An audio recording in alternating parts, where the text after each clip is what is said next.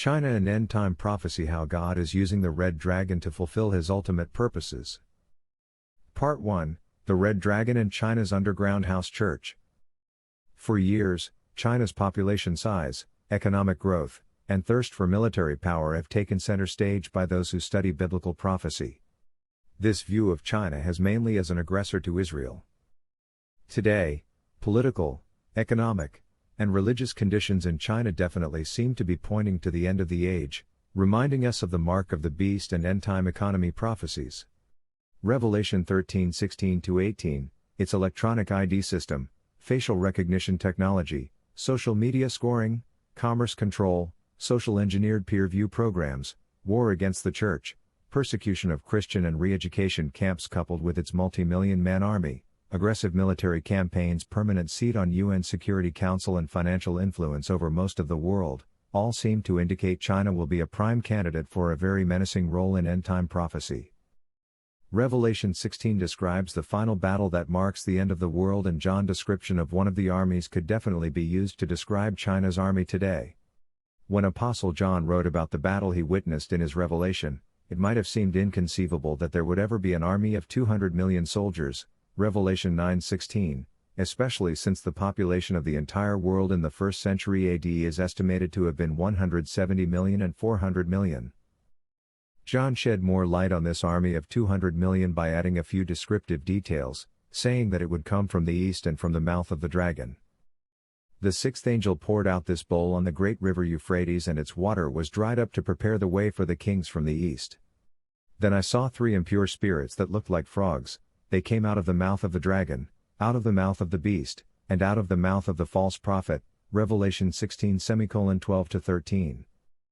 The battle that John observed in his vision is known as the Battle of Armageddon. See verse 16.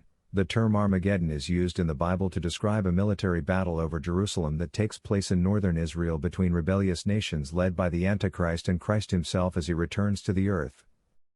Many eschatologists have argued that references to the dragon, the beast, and the false prophet give us clues that China might be a member of this unholy trinity that declares war on Christ for final showdown. For generations, the armies of China have been offered and have been the subject of many theories regarding the end of the age. The great conqueror Napoleon reportedly said, "China is a sleeping giant, let her sleep, for when she wakes she will shake the world." An army of believers. After years of watching China persecute Christians and war against the church, it is easy to connect China to the dragon with an army from the east. However, in recent years, there seems to be another army in China on the rise. One that is very different from the ones described in Revelation 9 and 13. It is Christian army in the land of the dragon that is quickly approaching 200 million strong. It is an army of believers that is experiencing the persecution Jesus spoke when he said, "Then shall they deliver you up to be afflicted, and shall kill you, and you shall be hated of all nations for my name's sake." Matthew 24:9. The rise of this new army in China is the one that would not be against Christ at his coming, but rather for him. It is currently fighting a battle against principalities, against powers, against the rulers of darkness of this world, against spiritual wickedness in high places, Ephesians 6:12. With this new surge of believers in China, we are forced to re-evaluate our view of the role China will play in the last days.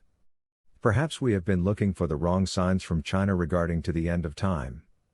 What if Christians theologians should have been spending more time preparing for the second coming than anticipating the arrival of the Antichrist?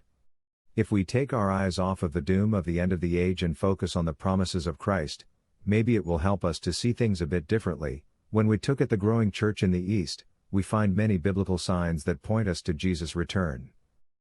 A new road of inquiry.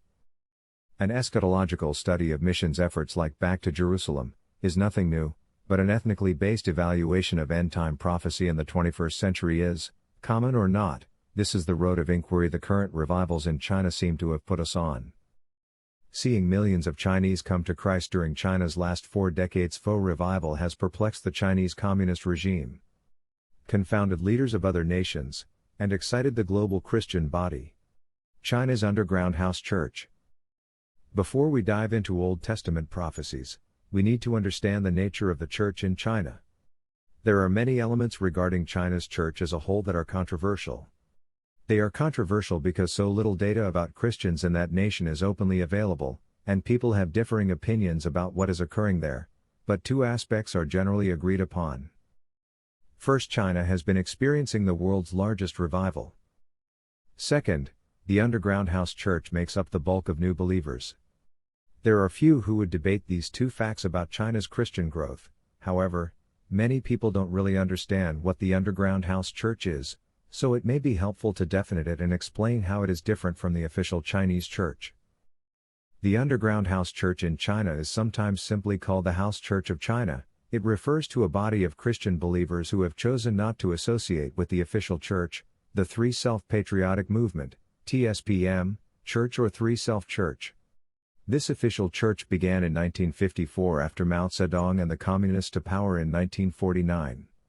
The Three Self Church represents the philosophy of the Chinese Communist Party of self-administration, self-support, and self-evangelism.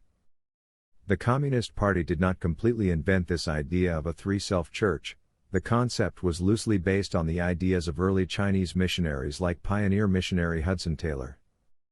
These early missionaries encouraged the Chinese to be self-sufficient, self-governing, and self-supporting. They promoted equality of the sexes, financial independence, and access to education and medicine, with the goal of an independent China without foreign influence. Building on these ideas, the communist government developed the Three Self ideology to remove foreign connections from Chinese Protestant Christians. The effects of this ideology can even be witnessed today in the strained relationship between the official Church of China and foreign missionaries, almost 70 years after the idea was conceived. Recalling the history of the TPSM causes emotional pain for many older Christians today because, during the formation of the TPSM, well-known Chinese pastors were first asked to join and then coerced into joining the movement. Those who refused were usually beaten, killed, or imprisoned. Many died in Chinese prison labor camps for refusing to join the TPSM. The government's extreme crackdown on all who refuse to register their churches with the Three Self Churches continues to this day. Although there are regions of China where Three Self Churches and house churches work together, in most areas, there is a very clear divide between them, for two primary reasons. First, the TPSM and the China Christian Council are both under the authority of the United Front Work Department of the Central Committee of the Communist Party of China. Their leaders are members of the Communist Party. To be a member of the Communist Party, you must be a sworn atheist, so the leader of the largest official Protestant church in China is an atheist. This largest official Protestant church in China is an atheist. This leader dictates who is baptized, who receives theological training, and how many Bibles are printed every year. The leaders of the underground house church in China refuse to trust their spiritual leadership to a group of men who have taken a sworn oath not to believe in God. Second, the official Church of China has rules that oppose the essential teachings of the Bible. According to China News and Church Report,